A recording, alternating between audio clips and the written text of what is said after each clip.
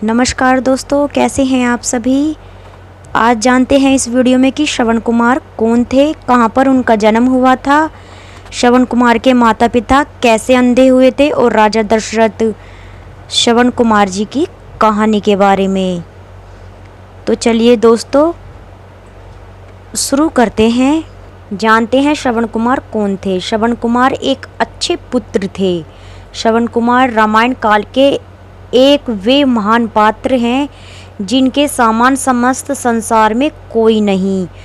श्रवण कुमार को अपने अंधे माता पिता की भक्ति सेवा के लिए जाना जाता है। कई ग्रंथों में श्रवण कुमार अंधक ऋषि के पुत्र थे जो अपने अंधे माता पिता को ईश्वर से भी अधिक प्रेम और सेवा करते थे। और त्रेता युग में श्रवण कुमार को मातृ और पितृ सेवा के लिए जाना जाता था।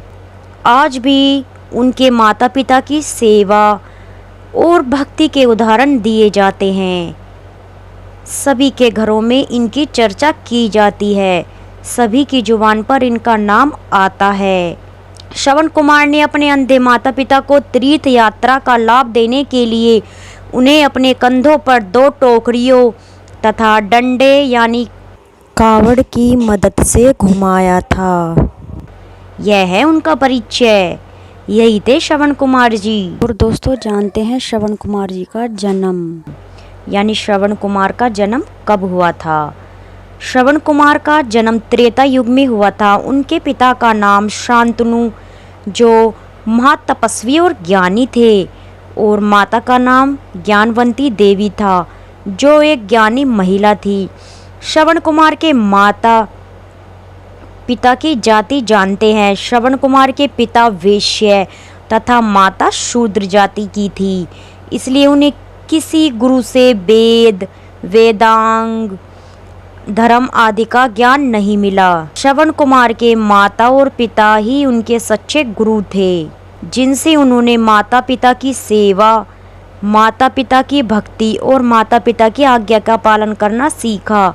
कई कथाओं में बताया जाता है कि श्रवण कुमार का जन्म शांतनु तथा ज्ञानवंती के कठिन तप के कारण ब्रह्मा जी के आशीर्वाद से हुआ था, किंतु ब्रह्मा जी ने कहा था तुम्हें अपने पुत्र को जन्म से ही अपने से दूर रखना है, आपको अपना पुत्र देखना नहीं है।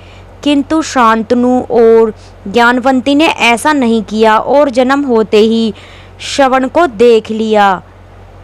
उन्होंने इसलिए देख लिया क्योंकि बेटे की लालसा, बेटे का प्यार ऐसा ही होता है, अपनी औलाद का प्यार उनसे रहा ना गया और श्रवण के माता पिता अपने पुत्र को देखते सार अंधे हो गए।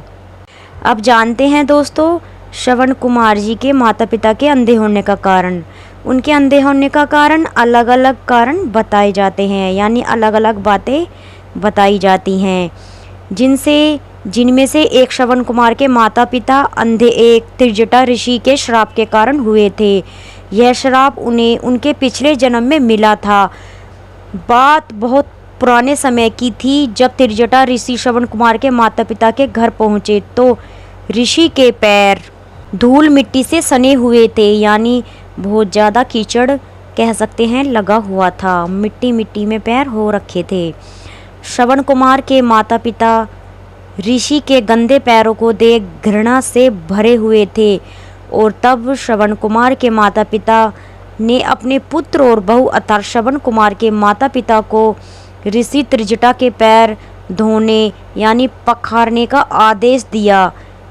पिता का आदेश पाकर पुत्र और वधू ऋषि के पैर धोने लगे, किंतु उन्होंने आंखें बंद कर ली क्योंकि उन्हें उनके पैरों से घृणा आ रही थी, क्योंकि वो बहुत ज़्यादा गंदे थे। जिससे क्रोधित होकर ऋषि त्रिजटा ने उन दोनों को श्राप दे दिया कि तो तुम दोनों ने एक ऋषि का अपमान करके चरण धोते वक्त आंख बंद करके किया है, इस पाप के लिए अगले जन्म में तुम दोनों अंधे हो जाओगे। यह श्राप पाकर दोनों ऋषि के चरणों में गिर पड़े तथा क्षमा मांगने लगे। और फिर ऋषि ने कहा तुम्हारा पुत्र श्रवण कुमार तुम्हारा सहारा बनेगा, वह सच्चा माता पिता का सेवक और ऋषि मुनियों का जैसा ज्ञानी होगा, यह हम मेरा आशीर्वाद है। और इसी कहानी में है राजा दशरथ जी जुड़े हुए।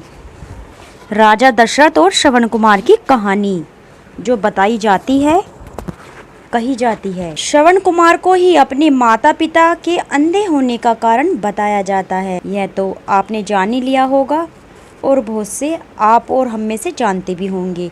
इस प्रकार की चर्चा विभिन्न प्रकार के धर्म ग्रंथों में की जाती है। श्रवण कुमार को इस बात का ज्ञान एक ऋषि, जो सिद्ध ऋषि थे, उनके द्वारा बताया गया कि उनके माता पिता का अंधापन उसी कारण उत्पन्न हुआ था।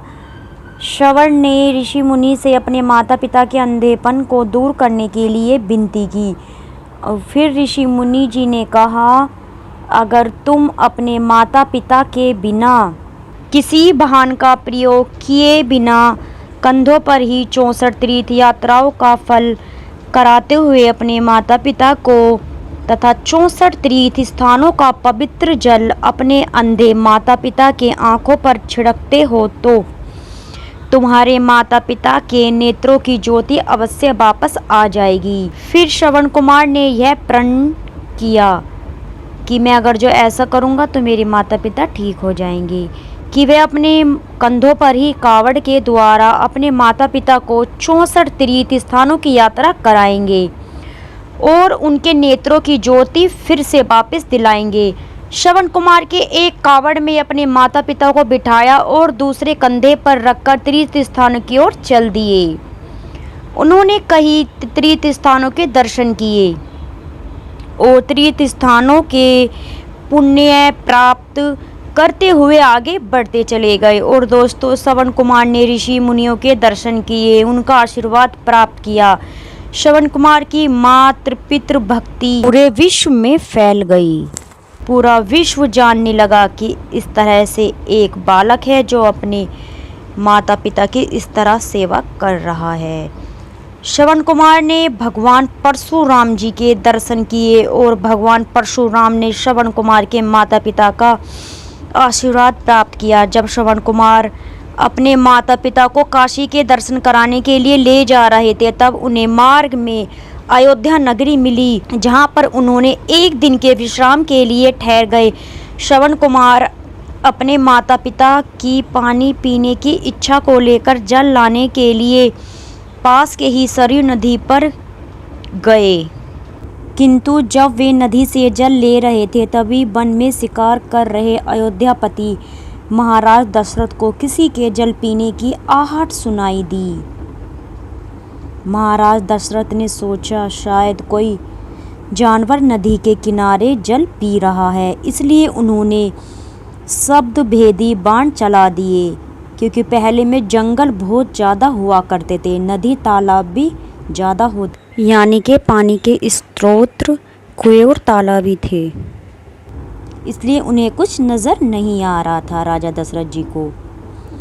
और श्रवण कुमार की चीख निकल गई, क्योंकि श्रवण कुमार के सीने में जाकर वह बाण सीधा लग गया।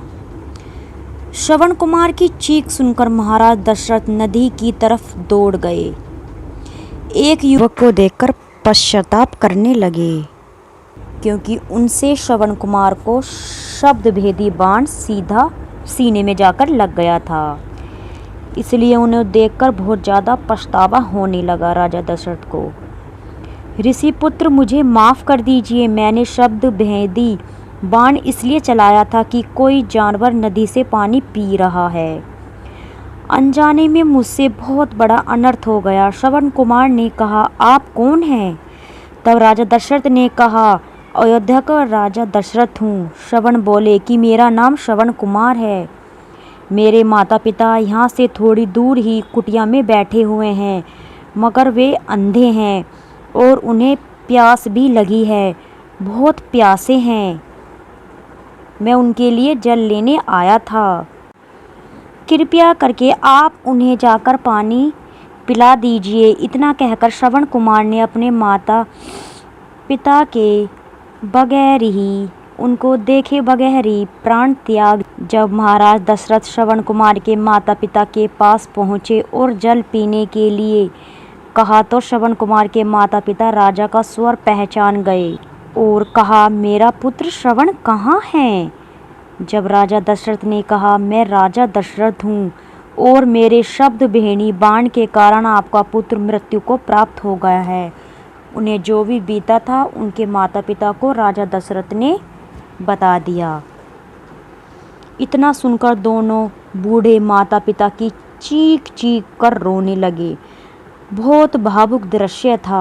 उन्होंने राजा दशरथ को श्राप देते हुए कहा, जिस प्रकार से आज हम अपने पुत्र के वियोग में प्राण त्याग रहे हैं, उसी प्रकार से तुम भी अपने प्रिय पुत्र के वियोग में प्राण त्याग दोगे। इतना कहकर श्रवण कुमार के माता पिता ने अपने ही प्राण त्याग दिए और महाराज दशरथ ने श्रवण कुमार और उसके माता पिता का अंतिम संस्कार किया और अयोध्या वापस लौट आए। और कहीं ना कहीं वे अयोध्या तो वापस आ गए थे और उनको श्रवण कुमार के माता पिता के द्वारा दिए गए श्राप का फल मिलना ही था। वो हर पल हर समय वो श्राप उन्हें खाए जा रहा था।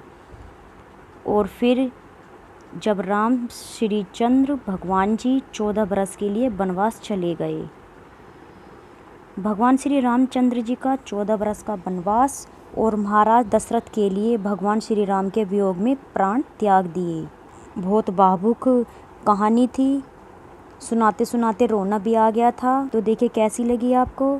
अच्छी लगी है तो चैनल को सब्सक्राइब कीजिएगा, लाइक कीजिएगा, शेयर कीजिएगा। मिलते हैं एक और नई जानकारी के साथ, तब तक के लिए धन्यवाद।